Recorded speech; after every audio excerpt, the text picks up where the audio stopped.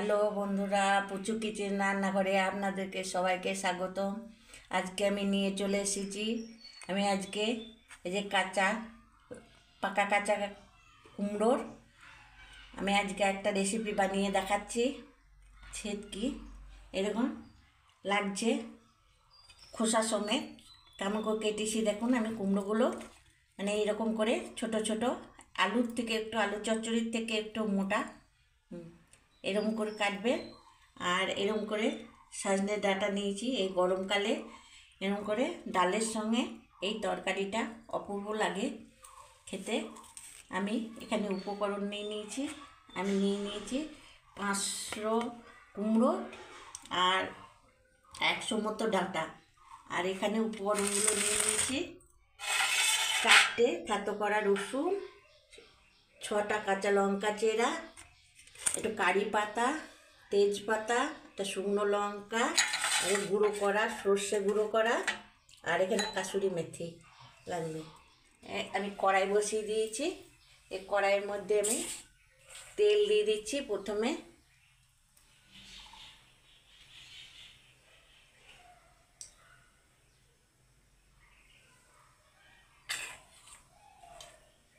তেলটা গরম হোক। তেলটা আমার গরম হয়ে গেছে। আমি একটা শুকনো লঙ্কা দিয়ে দিলাম, আর একটা তেজপাতা দিয়ে দিচ্ছি। রসুনটা দিয়ে দিলাম। প্রথমে রসুনটা একটু লাল হবে।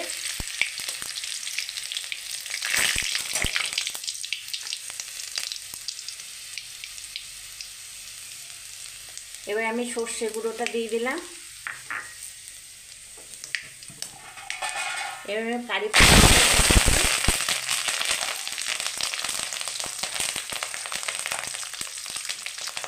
পাতাটা একটু নেড়ে চেড়ে এই কুমড়োগুলো দিয়ে দিচ্ছি।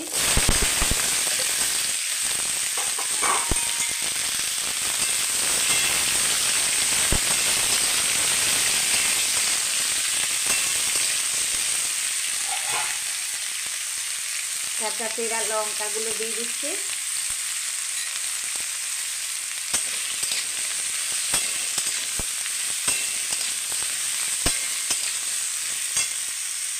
এখানে আমি সজনের ডাঁটাটা দিয়ে দিচ্ছি।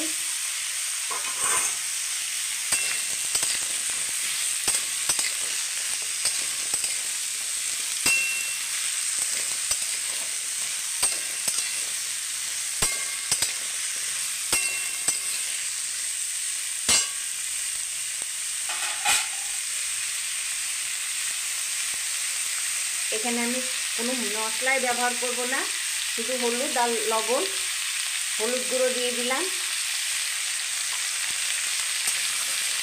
আমি লবণটা পরে দেবো, আগে দিয়ে দিলে কুমড়োগুলো গলে যাবে। আমি একটু ভেজে তারপরে লবণটা দেবো। খুব সুন্দর একটা সেন্ট আসছে। এইভাবে আপনারা রান্না করে খাবেন, দেখবেন আমার পুরো ভিডিওটা কেমন করে রান্না করছি দেখে নেবেন।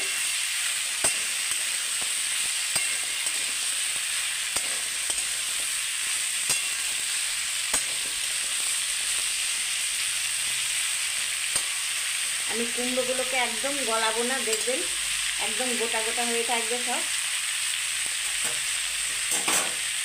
আমি একটু ঢাকা চাপা দিয়ে দিলাম। আমার এই 2 মিনিট মতো চাপা থাকবে। আমি খুলে যাবার দেখে নেব, খুলে একবার করে নেড়ে দেবো।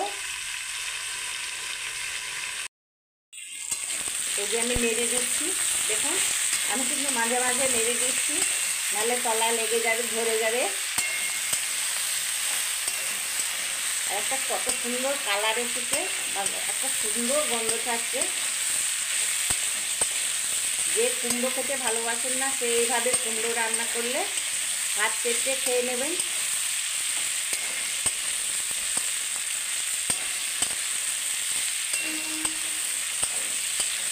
খুব সুন্দর গন্ধ খেয়েছে।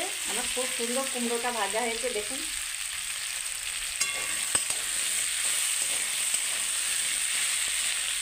এবারে আমি লবণ দিয়ে দেবো। এতটা সবজি আছে আমার, এর হাফ লবণ দিতে হবে, যতটা সবজি আছে তার হাফ দিতে হবে।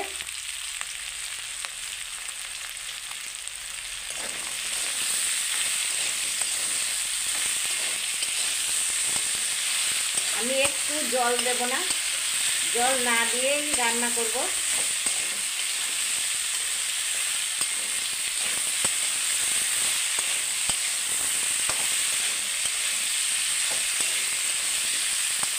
আমার এইটা লবণটা দিলেই জলটা বেরিয়ে যাবে।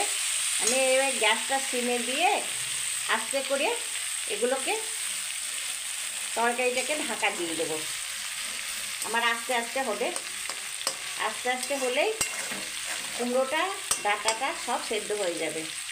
একদম সিমে দিয়ে দিয়েছি গ্যাস, এবার একটা চাপা দিয়ে দেবো, আমার সব সেদ্ধ হয়ে যাবে। এটা 5 মিনিট মতো ঢাকা থাক, তারপরে আমি আবার খুলবো। এই যে আমি অল্প করে গ্যাসটাকে সিমে দিয়েছিলাম, আমার আপনি জলটা ছাড়তে বেরিয়েছিল। এবার আমি একটু মিষ্টি দিয়ে দিচ্ছি, অল্প সামান্য মিষ্টি দিয়ে দিলাম।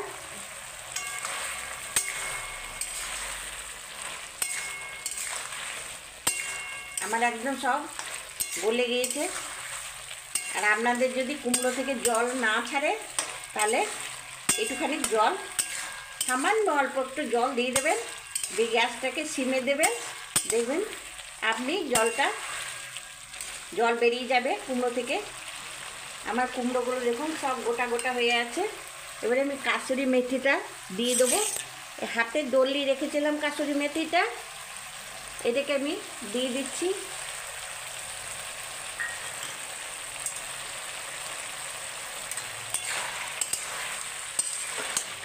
আমার কুমড়োর তরকারিটা একদম পারফেক্ট রেডি।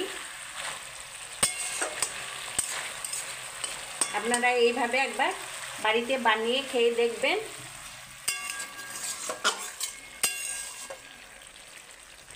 পাতলা ডালের সঙ্গে খুবই ভালো হয়, কলাইয়ের ডালের সঙ্গে সবথেকে খেতে ভালো লাগে, আর রুটির সঙ্গেও ভালো লাগে। লুচি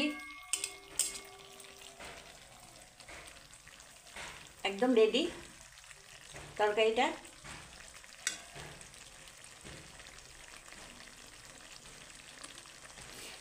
আমার যদি ভিডিওটা ভালো লেগে থাকে তাহলে আমাকে একটা লাইক, কমেন্ট, শেয়ার করবেন প্লিজ। বন্ধুরা ভালো থাকবেন অবশ্যই। Thank you.